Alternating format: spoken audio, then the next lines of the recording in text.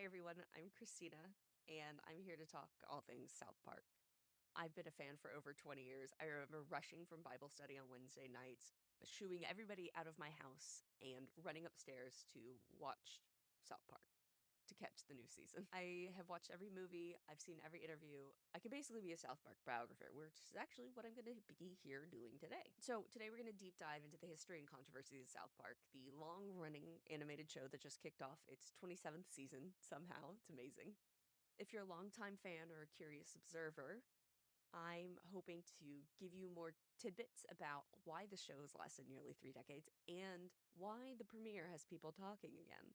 To understand South Park, you have to go back to the early 90s, when college student Trey Parker and Matt Stone created a crude holiday short called The Spirit of Christmas. They cut out construction paper characters and animated them by hand, an intentionally rough look to set the tone for the brand of humor.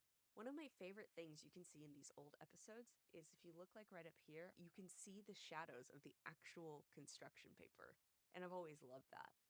The show went viral in a pre-internet fashion. It was actually passed around on VHS tapes until Fox executive Brian Graydon commissioned a second version of this as a Christmas card. So before there was TikTok or YouTube, there were VHS tapes. And it was just as chaotic to get something to go viral. They were students at USC. They made this as part of their program. And George Clooney actually got a hold of it. And that's one of the reasons George Clooney has a named role in the South Park movie.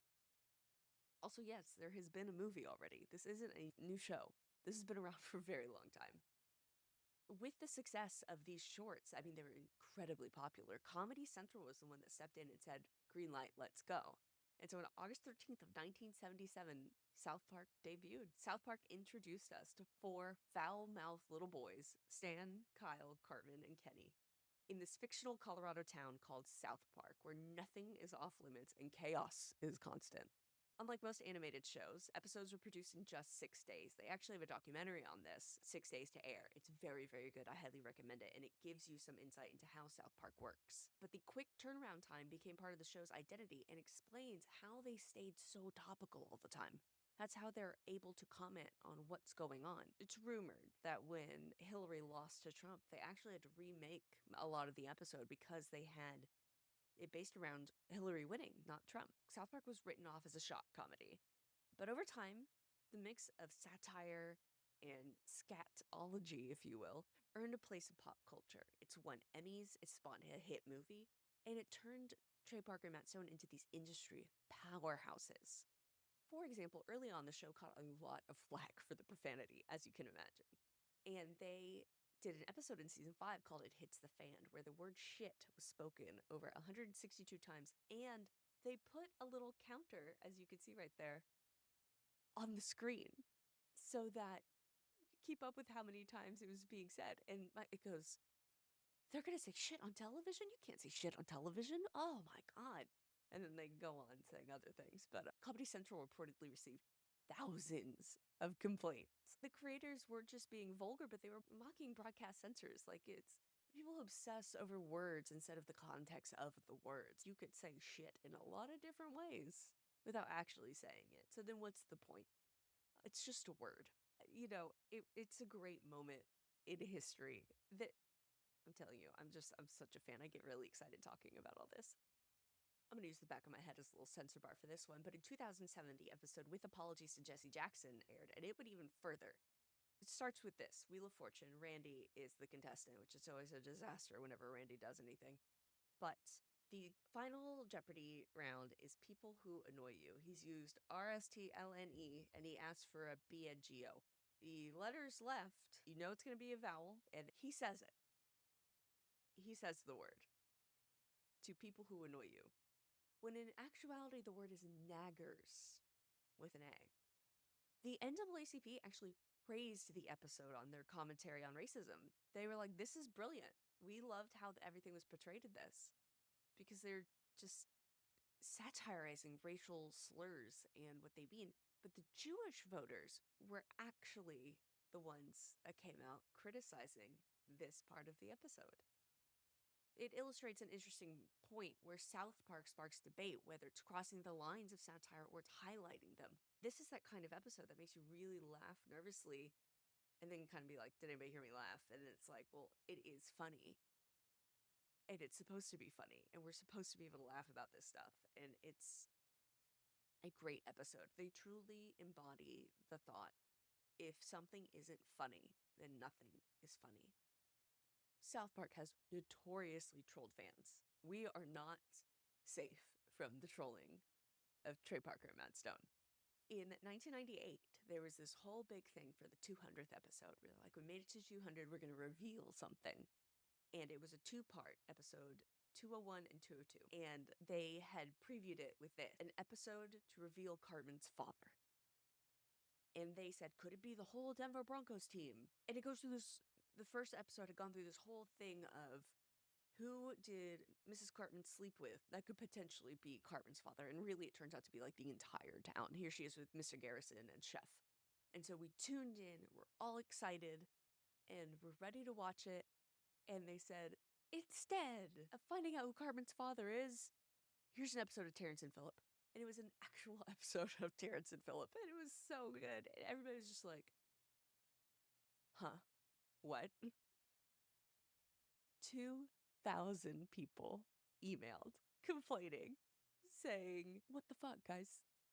And so South Park is saying, we're sorry. They moved up the next episode so that it'd be faster released. Trey Parker and Matt Stone still call it one of their favorite pranks to this day, and they really enjoy trolling the audience. So imagine you think you're about to get closure. The show's been on for a while now, and one of the big things is, who is Eric Cartman's father? And nothing. It turns out Cartman's mother is a hermaphrodite. It is actually the father and the mother. Because that makes sense. On to one of my personal favorite episodes. This came in season 9, Trapped in the Closet, and I distinctly remember watching this one when it aired. It talks about Scientology, and it goes after Scientology. They actually break down what you learn in Scientology, how Scientology works, and how they hook you in. And they put this on the screen with a thing that says, this is what Scientologists actually believe. And people still were just like, no way, that's what they believe? It was a big, eye-opening experience to watch that and be like, oh my God, that's crazy. And it showed Scientology as a big fat global scam. And Tom Cruise literally hid in a closet because there's a lot of rumors about Tom Cruise. Now, I'm saying the rumors. Everybody relax. But they attacked a lot of people. They got Tom Cruise. They got John Travolta as another one that they put in the closet. They put R. Kelly in the closet. Actually, after this episode, the voice actor of Chef, Isaac Hayes, quit in protest because he's a Scientologist. But there is a lot of back and forth about what actually happened with Isaac Hayes, and I'll break that down in another episode of this. I think Scientology forced him out, and so does his son. So there's a lot to talk about here and how they address Chef. And Trey Parker and Matt Stone were like, Isaac Hayes had no issues mocking other religions, but had a problem when it was his own. And the show is an example of equal opportunity offending. And that's what they do. They don't hold back against anybody. When something isn't funny, nothing is funny. And they make an episode about it. Religion has always been a talking point for them. Catholics, not to be spared, had the episode Bloody Mary. They've had a lot of episodes, but Bloody Mary is a great one. So the statue of the Virgin Mary starts bleeding. And they're like, it's a miracle. Randy becomes an alcoholic and he says, this is the only thing that can save me. Becomes an alcoholic. We'll use that loosely because alcohol is a constant theme with Randy. And it ends with them saying, oh, no, this isn't a miracle. She's just on her period. Which is ridiculous. But that's South Park. It's shock humor. The humor isn't just slapstick. There is meaning behind it. But after this episode, the Catholic League demanded an apology, and the network received so many complaints. But the episode, it continues to air. It reruns. There is, however, one episode where South Park was kind of stopped. This was a big back and forth. I remember this happening and watching it play out. They wanted to depict the Prophet Muhammad, and this was while all those, I don't know if people remember this, but there were shootings going on in Paris because a newspaper showed an image of Muhammad, and that's strictly banned. You can't have images of the Prophet Muhammad. And they received threats from radical groups, Comedy Central ended up censoring. So you see the censor bar right here? That is actually the Prophet Muhammad in the episode. And they put this big censor bar on it. And it came up and it said, Comedy Central has decided not to show the image of Muhammad. We want you to know that we put it in. It's there. You just can't see it. Comedy Central got so many threats about this, though, they ended up removing the episode from its websites and streaming services. This was one of the lost episodes. There's a couple of lost episodes throughout South Park that were removed from streaming because of stuff like this. And again, they're saying either everyone gets roasted or no one does.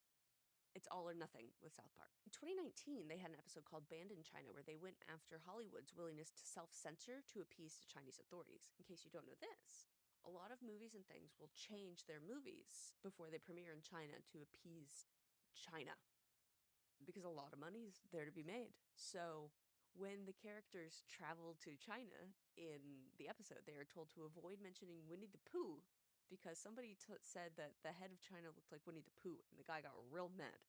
Or the Dalai Lama, because that is also off topic in Beijing.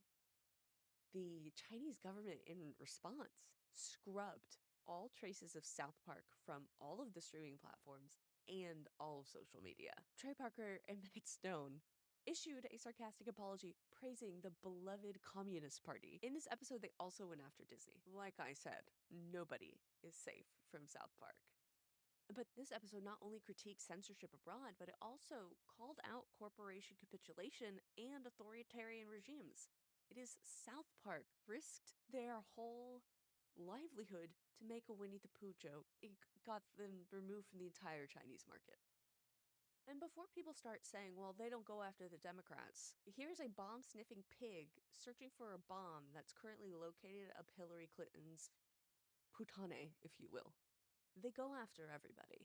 So when people are coming back saying, well, what about the Democrats? They always have. They've always gone after everybody. Jump to July 23rd, 2025. And after a long hiatus and a corporate merger delay, South Park returned with an episode titled Sermon on Donald Trump is shown in bed with Satan while complaining about Paramount's merger with Skydance. Something to know about this character of Trump. This is actually the fourth iteration that they've had of what Trump looks like in the show. This one is very specific because we've been here before. This is Saddam and Satan in bed together back in the movie. And you know what they did? I mean, down to the picture above the bed is the exact same picture. They even use the same voice from Saddam Hussein for Trump. That's their feeling on him. So when you start to see the parallels of what they have and they're bringing into this, I mean, the movie aired in what, 1999? So who's going to know this stuff except like us super fans, which I highly recommend the movie. It's a musical, but it is fantastic. Here we are redoing the whole thing down to the picture above the bed. The Paramount merger with Skydance is another big topic. And I think that is what this episode was really about. Not so much the Trump aspect that just kind of fit in there. But it also included a PSA at the end where they have a deep fake of President Trump. And it's a PSA saying, hey, don't believe everything you see because we could easily put his face on somebody else's body. South Park also poked fun at Trump having a tiny little dingling, reportedly, supposedly, as the story goes. And how they got around this, they couldn't just have it out. And so they did this. And they were like, well, that's still not going to fly through the censors. We're not going to allow it. And they said, okay, how about this? And they drew a little smiley face on the finger, and so now it's a character. And because it's a character and not just a hooty-dooty dangling down, it was allowed. That's how they get around things. That's how creative they are, and they stay working it and making sure that their vision is shown. And this episode proves that South Park is still in it. They have not lost their bite. Over the last couple of seasons, people were like, okay, well, this isn't really, doing it for me.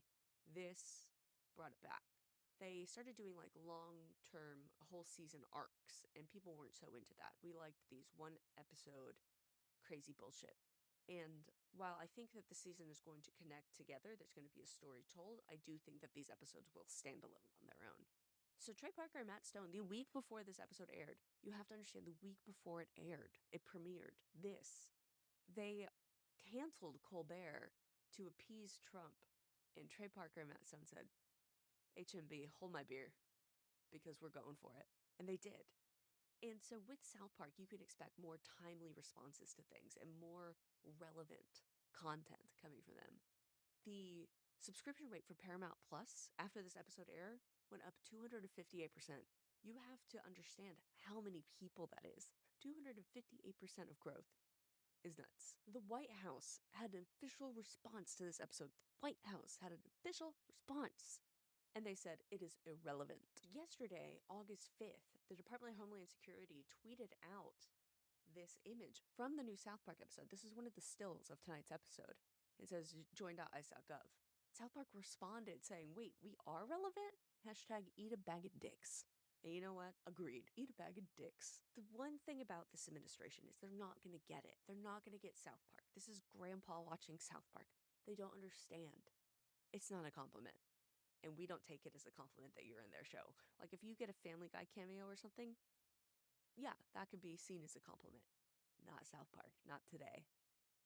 Charlie Kirk changed his profile photo to an image of Eric Cartman as Charlie Kirk. So, Charlie Kirkman, if you will. It's not a compliment. You are going to be obliterated by South Park.